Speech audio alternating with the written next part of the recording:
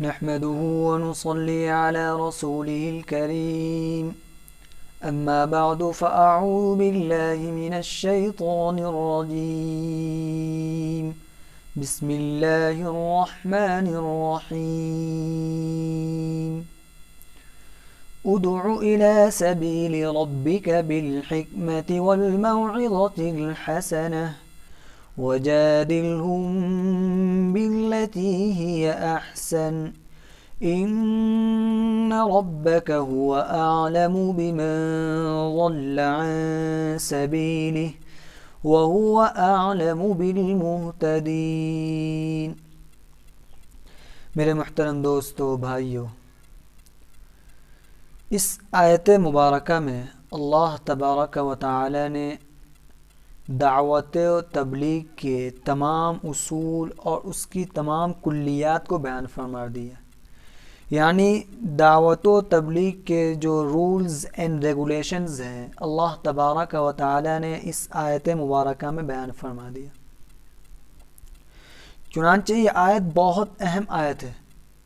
حضرت ہرم بن حیان رحمۃ اللہ علیہ کا جب آخری وقت تھا تو ان کے گھر والوں نے ان سے کہا کہ کچھ وصیت کر دیجئے، تو انہوں نے کہا کہ وصیت تو مالدار لوگ کرتے ہیں، ہم لوگ غریب ہیں، ہم کیا وصیت کریں، البتہ میں تمہیں کچھ آیات کی وصیت کرتا ہوں، اور وہ یہ آیت ہے، یعنی سورہ نحل کی آخری آیتوں کی وصیت کرتا ہوں، تم ان کو لازم پکڑ لو۔ تو یہ آیتیں جو ہیں یہاں سے ادعو سے نیچے تک کی جو آیتیں ہیں بہت اہم آیتیں ہیں۔ اس میں اللہ تبارک و تعالی نے دعوت و تبلیغ کے اصول کلیات یعنی رولز اینڈ ریگولیشنز کو پورے طور پر ایکسپلین کیا ہے کہ کس طرح دعوت و تبلیغ کرنا ہے، کس طرح اسلام کو پریچ کرنا ہے، کس طرح اسلام کو پھیلانا ہے۔ تو اللہ تبارک و تعالی اس آیت مبارکہ میں فرماتے ہیں ادعو الی سبیل ربک بالحکمہ، کہ آپ اپنے رب کی طرف حکمت کے ساتھ بلائیے۔ حکمت کا مطلب یہ ہوتا ہے کہ سامنے والے کی حالت کی رعایت کرتے ہوئے، یعنی جس کو ایڈریس کیا جا رہا ہے، جس کو ہم مخاطب بنا رہے ہیں، ان کی سچویشن کو، ان کی کنڈیشن کو دیکھتے ہوئے بات کرنا، تاکہ بات ان کو اثر کرے، ان کے دل میں بات جاگزی ہو، ان کے دل میں بات بیٹھے، آپ کی بات مؤثر ہو۔ تو سب سے پہلی چیز جو ہے دعوت کے 3 اصول ہیں، ان میں سب سے پہلی چیز حکمت ہے کہ سامنے والے یعنی جس کو ایڈریس کیا جا رہا ہے، جس کو مخاطب بنایا جا رہا ہے، اس کی حالت، اس کی کنڈیشن کا اعتبار کیا جائے، اس کی حالت کے اعتبار سے بات کی جائے، تاکہ پورے طور پر بات اس کو سمجھ میں آئے اور اس کے دل میں اثر کرے اور وہ آپ کی بات ایکسپٹ کرے، قبول کرے۔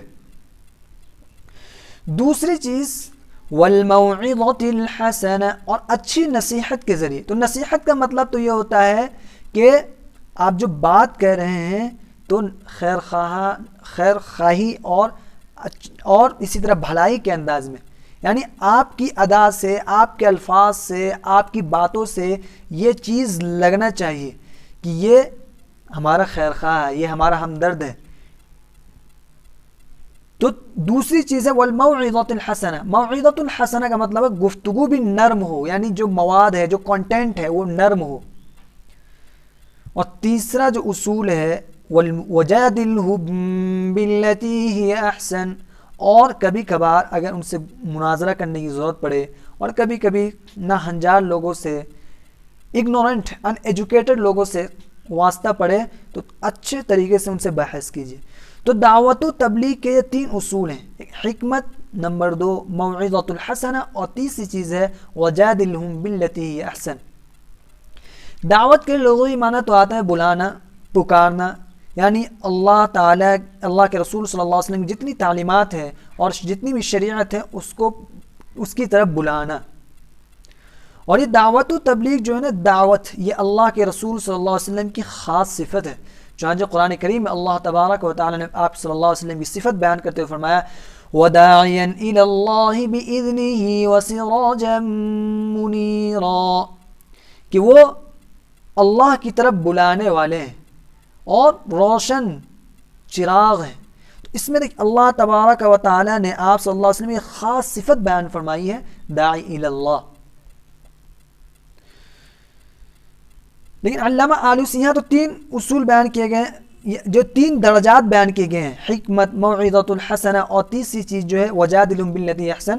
تو بعض لوگ فرماتے ہیں کہ مخاطب کے اعتبار سے، یعنی مخاطب 3 طرح کے لوگ ہوتے ہیں، اس اعتبار سے بیان کی جائے. حکمہ یہ عام لوگوں کے لیے، بلکہ علماء کے لیے، حکمت علماء کے لیے، اور موعظۃ الحسنہ یہ عوام کے لیے، وجادلہم باللتی ہی احسن یہ جو ہے ان لوگوں کے لیے جن کے دلوں میں شکوک ہو، شبہات ہو. یہ مخاطب کی جو 3 اسٹیپس ہیں، ان کی جو 3 کیٹیگریز ہیں، اس اعتبار سے بیان کیا گیا ہے، 3 درجات.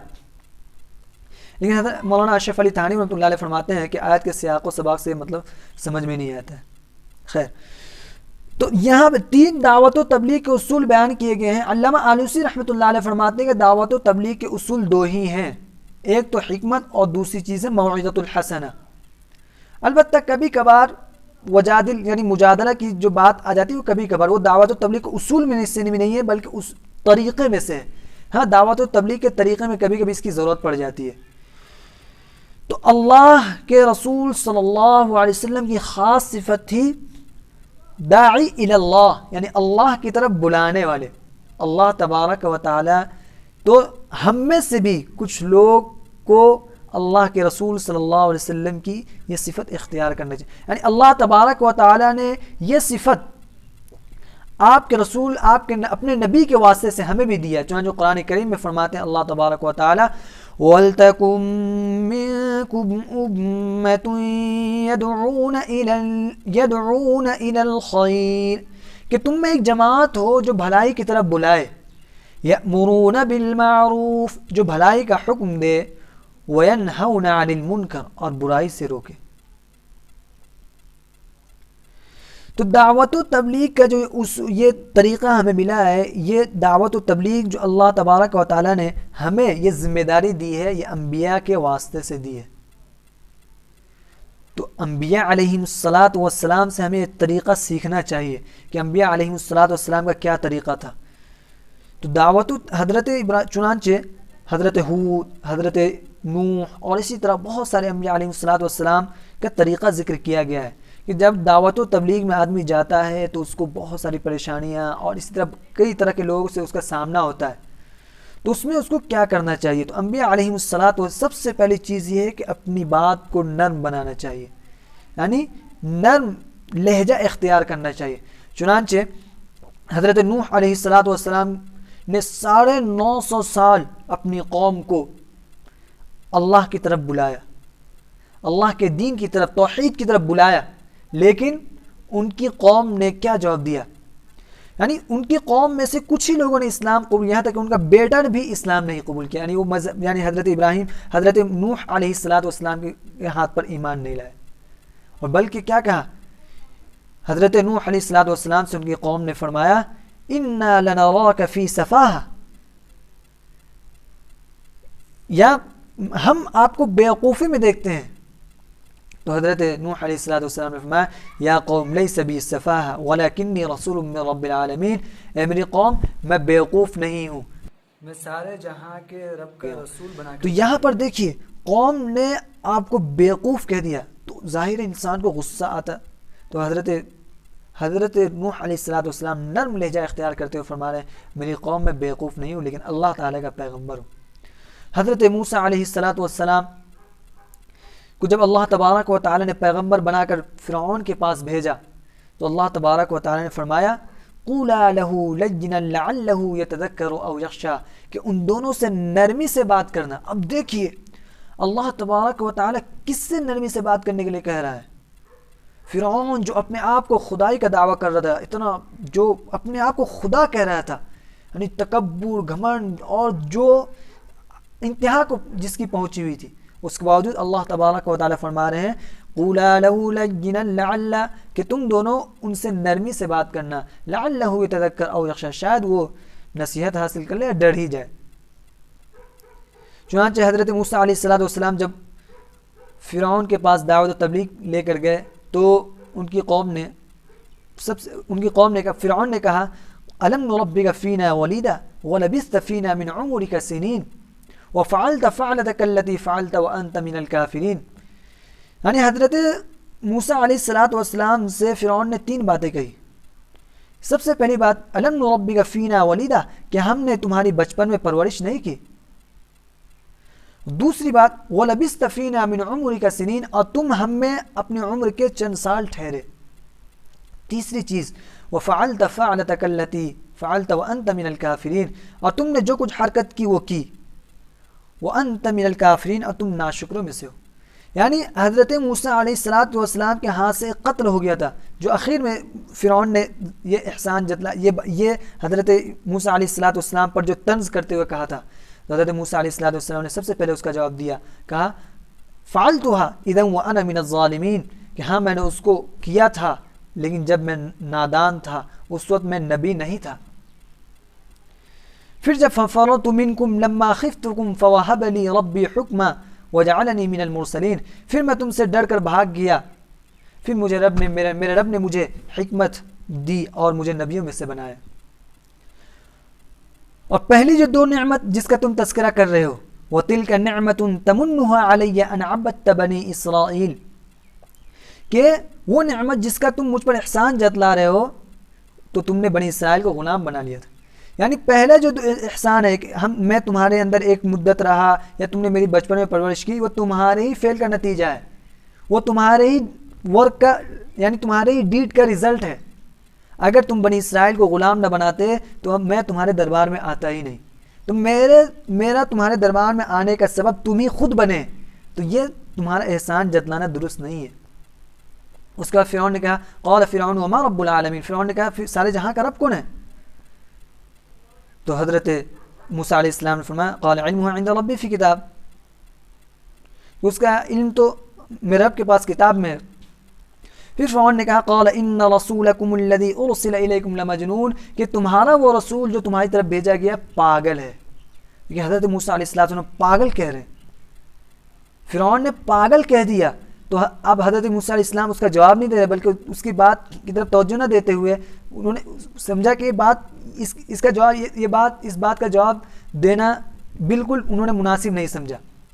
تو انہوں نے کہا قال رب المشرق والمغرب، اللہ تعالیٰ کی ایک اور صفت انہوں نے بیان کر دی کہ وہ تو مشرق اور مغرب کا رب ہے. اسی طرح بہت سارے انبیاء علیہ السلام کو جو دعوت و تبلیغ کا اس طریقہ تھا، وہ طریقہ ہمیں انبیاء علیہ السلام کے طریقے سے سیکھنا چاہیے. نرم لہجہ اختیار کرنا چاہیے، گفتگو نرم ہونا چاہیے تاکہ بات سامنے والے کو مؤثر ہو. اور اسی طرح حکمت یعنی حالات سچویشن کی بھی رعایت کرنا چاہیے. چنانچہ رسول اللہ صلی اللہ علیہ وسلم نے فرمایا کہ روزانہ نصیحت نہیں کرنا چاہیے بلکہ ہفتے میں 1 دن 2 دن. چنانچہ رسول اللہ صلی اللہ علیہ وسلم ہفتے میں بعض کسی دن نصیحت کرتے تھے تاکہ سامنے والا اکتا نہ جائے. آپ نے صلی اللہ علیہ وسلم نے فرمایا یسروا ولا تعسروا بشروا ولا تنفروا، کہ آسانی پیدا کرو، دشواری پیدا مت کرو، خوشخبری دو اور متنفر مت کرو. تو دعوت و تبلیغ جو ہے یعنی نصیحت وغیرہ روزانہ نہیں ہونی چاہیے بلکہ ہفتے میں کبھی کبھار ہونا چاہیے تاکہ سامنے والے کو وہ ایکسیپٹ کرے اور اس کی حالت کا اعتبار کرے. روزانہ کہ تو آدمی متنفر ہو جاتا ہے. اور بھی دعوت و تبلیغ کے بہت سارے اصول ہیں، تو ان چیزوں کی رعایت کرتے ہوئے دعوت و تبلیغ کرنا چاہیے تاکہ بات ہماری مؤثر ہو، ہماری بات لوگوں تک آسانی سے پہنچ جائے اور لوگ ہماری باتوں کو ایکسیپٹ کر لیں. اس میں سب سے بڑی بات ایک چیز یہ ہونا چاہیے کہ ہم جو دعوت و تبلیغ کرتے ہیں، جب نیکی کا کسی کو حکم دیتے ہیں تو اس میں نرم لہجہ ضروری ہے. بعض لوگوں کو دیکھا جاتا ہے کہ وہ جب کسی کو بلاتے ہیں تو نیکی کی طرف بلاتے ہیں تو بسا اوقات بہت سخت لہجہ استعمال کرتے ہیں. تو یہ طریقہ، اور کہتے بھی ہیں کہ ہم نے اس کو اتنا سخت طریقہ اس لیے استعمال کیا کہ وہ نماز نہیں پڑھتا ہے. تو یہ اس کو متنفر کرنے کا طریقہ ہے. اس کو کیا، اگر آپ اس کو دعوت و تبلیغ کر رہے ہیں، اگر نیکی کی طرف بلا رہے ہیں تو آسانی کے ساتھ نرم لہجہ اختیار کیجیے اور اپنی ذمہ داری بس اتنا ہی رکھنا چاہیے. آگے اللہ تبارک و تعالی نے فرمایا وَهُوَ أَعْلَمُ بِمَنْ ضَلَّ عَنْ سَبِيلِهِ، ان ربک هو اعلم بمن ضل عن سبیلہ وهو اعلم بالمہتدین. یہ لوگوں کو اللہ تبارک و تعالیٰ نے ایک تسلی، ایک مبلغ جو پریچر ہوتا ہے، اسپریڈر ہوتا ہے، اس کے لیے ایک خیرخواہی کے طور پر اللہ تبارک و تعالیٰ نے اس کی تسلی کے لیے اللہ تبارک و تعالیٰ نے فرمایا کہ تم زیادہ ٹینشن مت لو. جو لوگ ہدایت پر اللہ تعالیٰ اس کو بھی جانتا ہے، جو اللہ کے راستے سے بھٹک گیا اس کو بھی اللہ تبارک و تعالیٰ جانتا ہے. اور آگے اللہ تبارک و تعالیٰ نے جو بیان فرمایا ہے کچھ آیتوں میں وہ یہ ہے کہ اگر تم دعوت و تبلیغ میں جاتے ہو تو ظاہر ہے بسا اوقات برے لوگوں سے سامنا پڑ جائے تو اس میں گالی بھی دے دیتے ہیں، یا یہ کہ اس میں جان تک کو بھی خطرے میں ڈالنا پڑتا ہے. تو اللہ تعالیٰ نے فرمایا وَإِنْ عَاقَبْتُمْ فَعَاقِبُوا بِمِثْلِ مَا عُوقِبْتُمْ بِهِ، اگر تم بدلہ لینا چاہو جیسا کہ اگر تم سزا دو فَعُوقِبُوا تو تم اسی کے مطابق سزا دو جتنا اس نے سزا دی ہے. وَلَئِنْ صَبَرْتُمْ لَهُوَ خَيْرٌ لِلصَّابِرِينَ، اور اگر صبر کر لو تو یہ صبر کرنے والے کے لیے بہت بہتر چیز ہے. وَاصْبِرْ وَمَا صَبْرُكَ إِلَّا بِاللَّهِ، اور صبر کرو وَمَا صَبْرُكَ إِلَّا بِاللَّهِ، تمہارا صبر صرف اللہ کی توفیق سے ہے. وَلَا تَحْزَنْ عَلَيْهِمْ، اور غم مت کرو. وَلَا تَكُ فِي ضَيْقٍ مِّمَّا يَمْكُرُونَ، اور تنگ دل مت بنو. ان اللہ مع الذین اتقوا والذین هم محسنون، اللہ تعالیٰ ان لوگوں کے ساتھ ہے جو نیکی کا کام کرتے ہیں. والذین مع الذین اتقوا والذین هم محسنون، اور جو لوگ نیکی کا کام، جو متقی ہیں ان کے ساتھ ہیں، اور جو لوگ محسن ہیں اچھے کام کرنے والے ہیں وہ اللہ تبارک و تعالیٰ ان کے ساتھ ہے. تو دعا ہے کہ اللہ تبارک و تعالیٰ دعوت و تبلیغ کو اس کے اصول اور آداب کے مطابق کرنے کی توفیق عطا فرمائے. آمین. وآخر دعوانا الحمد للہ رب العالمین.